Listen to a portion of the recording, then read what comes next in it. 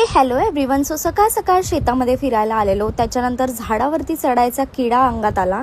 मी तर बरोबर चढली. माझा किडा बघून माझ्या बहिणीच्या पण अंगात शिरला, म्हणून ती पण वरती चढली.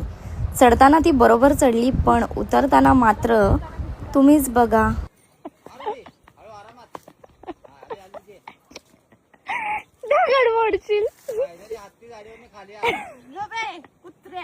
मग नाचत नाचत घरी गेल्यावरती जेवून झोपून गेलेलो, कारण की संध्याकाळी होता आमचा पोपटी करायचा बेत.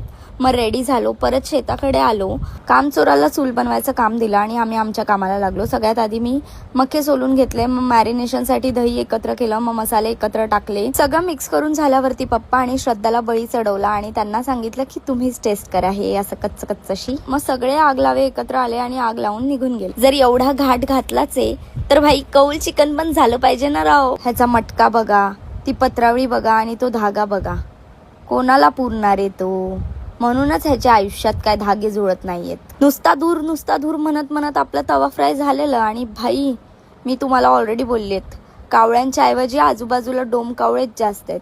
पटकन एकाने एक पीस उचलला आणि खायला चालू केला आणि बाकीच्यांना तो प्रसादासारखा वाटत होता. आणि मग सगळ्यांनीच कट रचलेला. आता तो कट काय आहे तर तुम्ही बघाच.